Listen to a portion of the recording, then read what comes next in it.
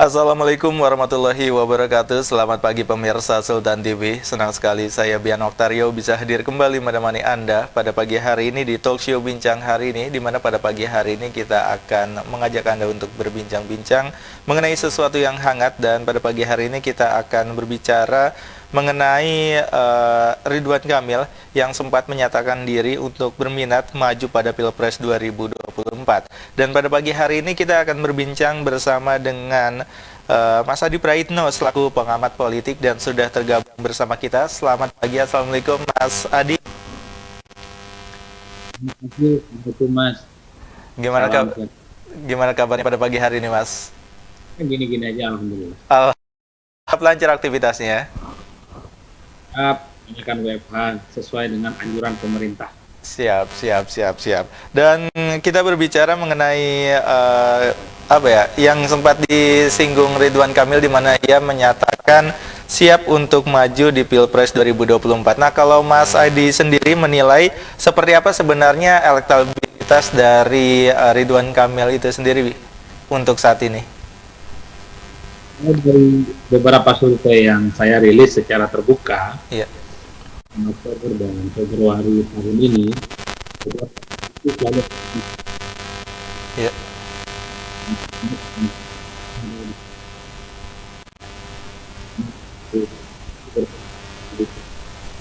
biasanya kalau kita ranking, pertama biasanya Prabowo, Iya.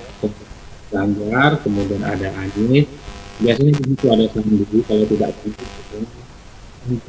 seperti AHY, dan di situ ada Ridwan Kamil. Setelah itu 7 besar, Iya. biasanya Kamil masuk 6 besar. Itu yang saya kira penting sebagai sebuah poin, bahwa Ridwan Kamil sebagai salah satu gubernur yang dinilai punya potensi untuk maju di 2024. Kalau bicara tentang angka-angka statistik dan seperti calon presiden di 2024 di Indonesia ini bukan perkara gampang. Oke. Bahkan batas-batas elektabilitas itu, karena rezim politik kita rezim partai politik. Iya. Jadi siapapun yang mau jadi calon presiden ataupun jadi calon wakil presiden harus diusung oleh yang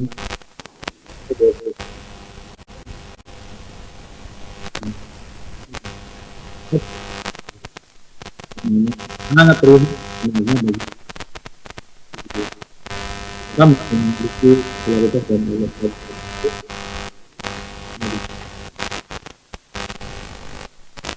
Oke. Dan akan kita lanjutkan lagi nih Mas perbincangan kita pada pagi hari ini terkait peluang dari Ridwan Kamil yang akan maju ke Pilpres 2024. Dan pemirsa Sultan TV, kita akan lanjutkan lagi perbincangan kita bersama dengan Mas Adi Praitno selaku pengamat politik. Jadi pastikan Anda tetap bersama kami di talk show Bincang hari ini.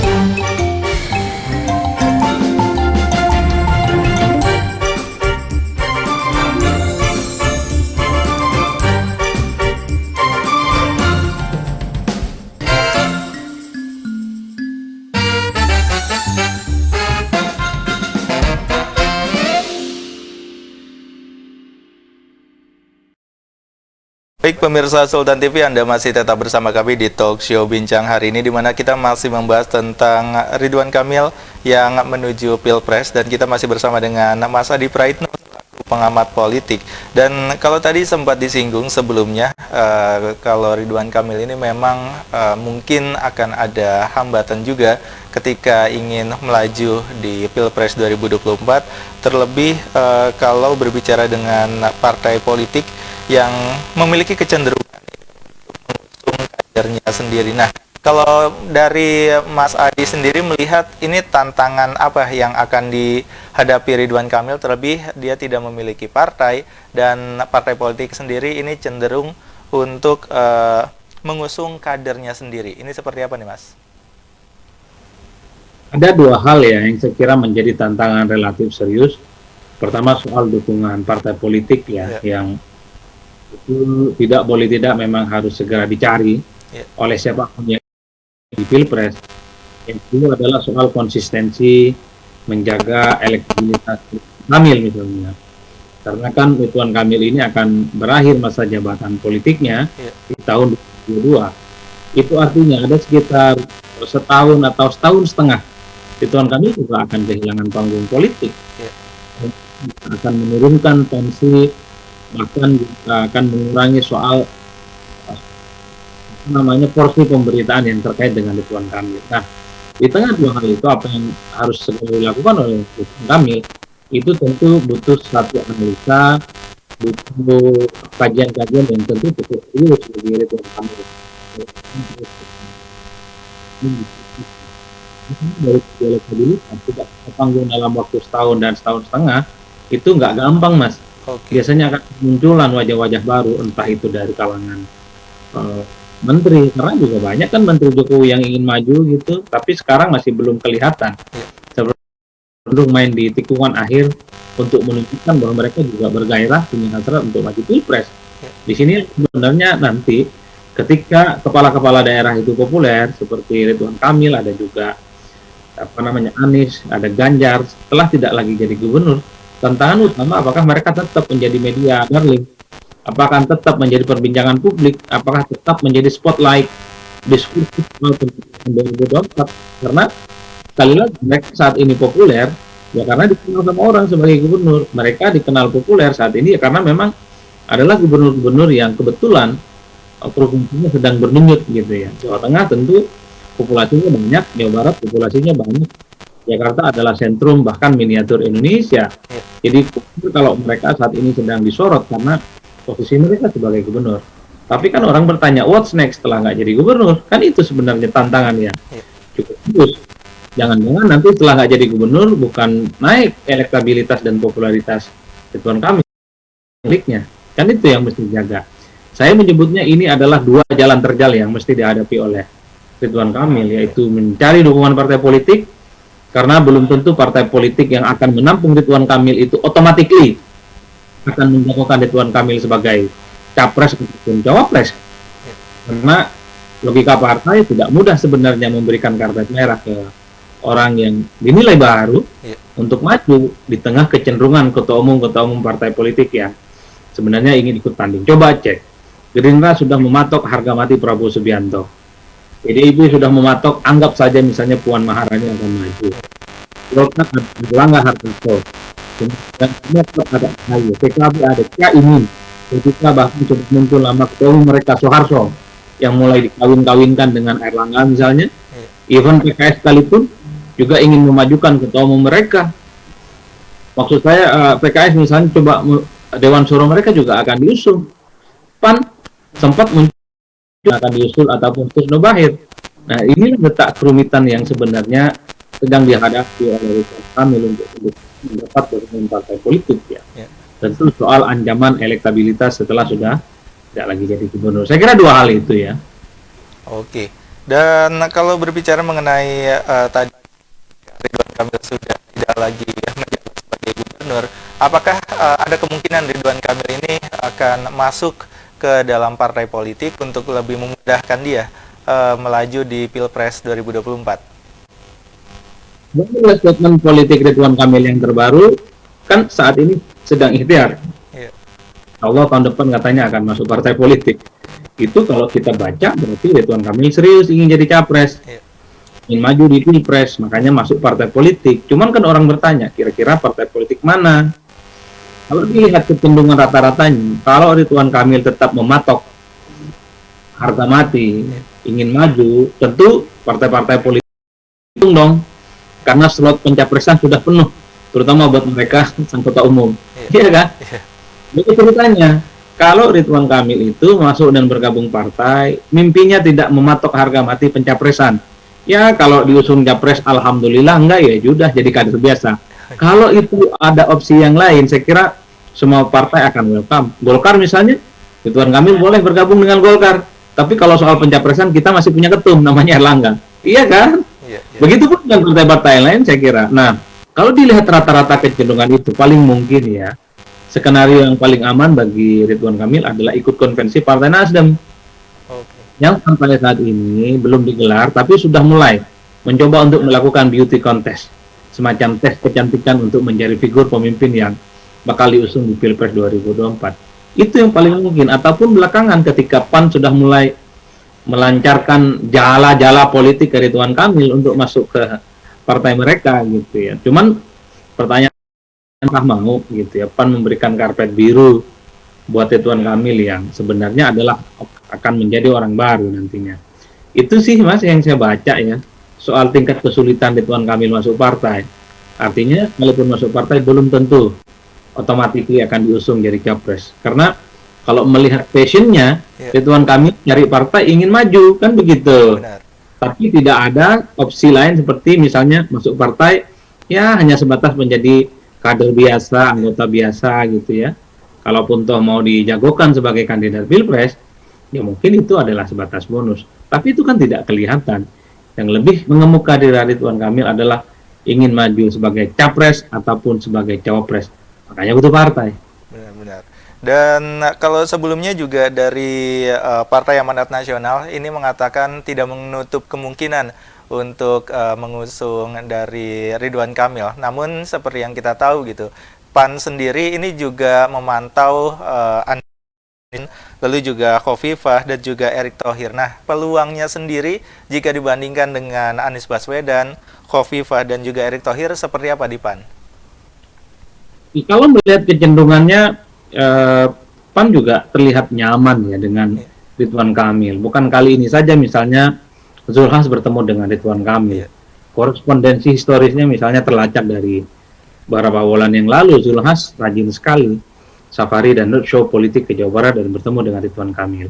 Artinya secara chemistry politik sepertinya PAN lebih condong ke Ridwan Kamil. Meski pada saat yang bersamaan di Jakarta, PAN itu merupakan fraksi yang paling ngotot untuk mendukung Anies Baswedan. Iya. Saya membaca PAN ini sebenarnya sedang membangun momentum politik, mencoba untuk menunjukkan kepada publik bahwa calon-calon potensial di Pilpres 2024 adalah mereka yang saat ini sedang membangun jembatan komunikasi politik dengan PAN. Karena PAN tentu saja tidak mau kehilangan momentum dong di 2024. Ini PAN sudah mulai mengidentifikasi diri atau ingin tampil ke publik sebagai bagian dari tokoh kunci tertentu yang nantinya sangat potensial untuk bertanding di Pilpres. Makanya dekat dengan Ridwan Kamil, dengan Anies Baswedan, ada Khofifah, karena Khofifah juga sering muncul dalam radar survei, termasuk Erick Thohir, yang kemudian belakangan juga kerja-kerjanya itu sering belusukan tuh. Agak jarang biasanya Menteri BUMN yang belusukan seperti Menteri Sosial. Orang mendukung Erick juga sedang memendam sebagai bagian jalan panjang menuju 2024. Wallahu alam, tapi saya yakin bahwa akan banyak menteri-menteri Jokowi yang akan memanfaatkan momentum 2024 untuk menjadi kandidat presiden, bukan hanya kepala-kepala daerah yang saat ini sedang menjadi darling. Oke. Nah, kalau berbicara tentang PAN sendiri, ini kan juga lumayan cukup terhalang dengan adanya presidensial threshold 20% yang sebagai syarat pencalonan presiden. Dan kalau memang mereka akan mengusung Ridwan Kamil, mereka akan membutuhkan partai koalisi lainnya. Nah, kira-kira mereka akan lebih cocok berkoalisi dengan partai mana untuk mengusung Ridwan Kamil? Kan itu segera dengan itu juga cocok. Artinya kalau koalisi yang dibangun itu berdasarkan suara-suara partai menengah, Maka partai yang selevel nah dengan PKS juga cocok, P3 cocok, Demokrat. Empat partai ini sudah bisa mengusung calon sendiri. Tapi PAN juga bisa masuk ke Gerindra dan PDIP. Artinya fleksibilitas PAN ini memungkinkan dia masuk ke ranah manapun. Tapi kan soal koalisi capres itu bukan hanya soal harus berkoalisi dengan siapa, tapi partner koalisi nanti itu pasti bicara soal untung rugi apa yang akan mereka dapat ketika berkoalisi dengan PAN ataupun PAN ketika berkoalisi dengan partai yang lain. Karena belum tentu apa yang disorongkan PAN itu disetujui oleh partai lain. Begitupun sebaliknya, partai-partai lain yang menyorongkan agenda politik belum disetujui oleh PAN. Jadi model itu soal pencapresan based on interest, soal kepentingan yang diakomodasi dan mereka akan dapat apa? Soal insentif baik di Pilpres ataupun di Pileg. Karena keserentakan pemilu di 2024 tentu yang dipikirkan oleh partai adalah menang di Pilpres sekaligus menang juga di Pileg. Kira-kira begitu secara umum. Oke. Dan kalau tadi sempat disinggung juga kalau Ridwan Kamil ini mungkin saja akan tergabung dengan Partai Nasdem yang juga partai pengusungnya Jabar. Kalau seandainya Ridwan Kamil tergabung dengan Nasdem, peluangnya di Pilpres seperti apa? Ya, karena apapun judulnya, Nasdem ini kan partai menengah yang saat ini sedang leading. Cuma butuh sekitar dua partai politik lain sebenarnya untuk bisa memajukan kandidat capres sendiri. Nasdem misalnya bisa jalan dengan Golkar, Nasdem bisa berjalan dengan PKB, bahkan dengan PAN. Karena secara historis tidak ada konfrontasi politik apapun. Cuman saya agak rumit dan itu bisa berkoalisi kembali dengan PDIP di 2024. Artinya sudah mulai ada jarak psikologis yang susah untuk dijembatani. Karenanya kalau Nasdem serius punya jagoan melalui skenario konvensi, tentu Nasdem butuh kerja keras untuk mencari dua tambahan dukungan partai politik yang lain menggenapi ambang batas presiden itu. Oke, dan kalau Ridwan Kamil sendiri sebenarnya punya modal untuk maju di Pilpres 2024 kalau melihat dari tantangan-tantangan yang bisa dibilang lumayan cukup terjal nih dihadapinya di Pilpres 2024. Dua hal modal Ridwan Kamil, saya kira dia populer, dikenal oleh publik, media daring, sering menjadi pembicaraan publik. Yang kedua, dia punya elektabilitas. Sekalipun bukan ketua umum partai, bukan orang yang sangat penting di partai politik, tapi Ridwan Kamil selalu dinominasikan sebagai salah satu gubernur yang kemudian dinilai punya potensi. Tentu dengan elektabilitas yang ada. Tapi ingat, elektabilitas Ridwan Kamil ini belum terlampau signifikan sebenarnya, ya di angka sekitar 5 atau 6%.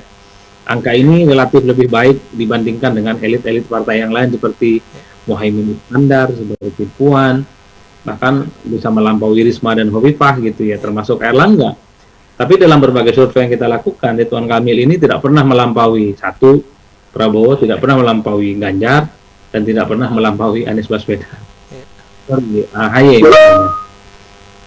Jadi itu beberapa halangan juga yang bisa dibilang lumayan cukup menyulitkan Ridwan Kamil. Dan kalau misalkan ia melaju sebagai entah itu calon presiden atau mungkin juga calon wakil presiden, kira-kira siapa yang akan cocok menjadi wakilnya ketika ia memang maju sebagai presiden? Dan kalaupun ia menjadi calon wakil presiden, siapa presiden yang mungkin akan mendampingi Ridwan? Kalau melihat slot pencapresan 2024, kok rasa-rasanya passion Ridwan Kamil ini memang lebih pas dan lebih cocok di Cawapres. Okay. Pertama, kesulitan mencari dukungan partai. Yang kedua, elektabilitasnya yang saya kira tidak bisa belum masuk 3 besar gitu ya. Jadi ketika nembak posisi Capres itu agak rumit. Kita ceritanya kalau Ganjar Pranowo, Ganjar tentu sekalipun misalnya saat ini sedang dianaktirikan oleh PDIP, tapi elektabilitasnya terus naik signifikan gitu ya, bahkan nempel ketat Prabowo Subianto dan meninggalkan pesaing utamanya Anies Baswedan. Nah, Ridwan Kamil ini sebenarnya elektabilitasnya stagnan, tidak naik dan tidak turun. Nah, ini yang saya bilang rumit, bahwa Ridwan Kamil punya bekal elektabilitas, iya, tapi elektabilitasnya nggak naik-naik gitu loh, Mas. Tapi juga nggak turun. Itu kabar baiknya. Tapi kalau melihat Anies misalnya atau Ganjar atau kepala daerah yang memang selalu head to head gitu kelihatannya, memang secara signifikan ada naik. Meski belakangan Anies Baswedan turun gara-gara isu soal Formula E. Iya. Ya, tapi itu yang saya sebut bahwa ya kalau matok harga capres agak sulit. Pertama, bukan ketua umum partai Ridwan Kamil ini. Yang kedua, dia elektabilitasnya belum masuk 3 besar. Iya. Ya paling mungkin mau disorong di 2024 cawapres paling realistis karena nggak punya partai, elektabilitasnya ya masuk kategori sedang gitu, setara dengan AHY, dengan Sandiaga Uno, dengan Risma, dengan Hovifa, kira-kira begitu. Oke. Dan kira-kira kapan Ridwan Kamil ini akan melakukan manuvernya lagi atau mungkin juga menyatakan sikap untuk tergabung dengan partai yang mungkin akan dia pilih ke depannya? Kira-kira Tahun kapan? depan realistis. Oke. Tahun depan itu sudah masuk tahapan pemilu loh. Ada verifikasi partai, gitu, pendaftaran partai, verifikasi faktual gitu, soal kontestan yang bakal bertanding, dan seterusnya dan seterusnya. Dan ketika tahun 2022 itu sudah menunjukkan bahwa pemilu itu lebih dari sekedar 2 tahun ya. Jangan dikira 2 tahun dalam politik itu waktu yang cukup lama. Itu sangat singkat. Dan mungkin terakhir Mas, apa yang ingin disampaikan terakhir terkait Ridwan Kamil yang menyatakan sikap untuk maju di Pilpres 2024 dan mungkin ada informasi juga yang mau ditambahkan, silakan Mas. Saya kira cukup ya. Yang jelas siapapun bisa bertanding di 2024. Kuncinya satu, dia mendapatkan dukungan partai politik yang menggenapi ambang batas presiden 20%. Yang kedua, untuk merawat stamina elektabilitasnya. Kalau nggak punya elektabilitas, apalagi punya kecenderungan turun, jangan pernah bermimpi untuk bertanding. Karena 2022, 2023 akan banyak calon-calon figur lain yang akan bermunculan dari luar kepala daerah yang juga punya potensi untuk ikut meramaikan bursa Pilpres 2024. Nah, makanya saya sebut tadi, jalan Ridwan Kamil itu dua, selain partai, merawat elektabilitasnya. Apakah setelah nggak jadi gubernur, elektabilitasnya tetap stabil dan naik, atau jangan-jangan sebaliknya, gitu loh Mas. Semakin dilupakan oleh publik karena kehilangan momentum. Kira-kira begitu. Oke, siap. Terima kasih Mas Adi sudah meluangkan waktunya untuk bincang-bincang dengan kita pada pagi hari ini. Mudah-mudahan kita bisa berbincang lagi di lain waktu. Terima kasih Mas ya. Oke, dan itu dia pemirsa Sultan TV perbincangan kita pada pagi hari ini bersama dengan Adi Praitno selaku pengamat politik terkait pembahasan kita pada pagi hari ini menuju Pilpres Ridwan Kamil gabung ke partai mana. Dan kita akan berjumpa lagi di talkshow bincang hari ini edisi selanjutnya. Akhir kata saya Bian Oktario undur diri bersama kerabat kerja yang bertugas pada pagi hari ini. Akhir kata wassalamualaikum warahmatullahi wabarakatuh dan sampai jumpa.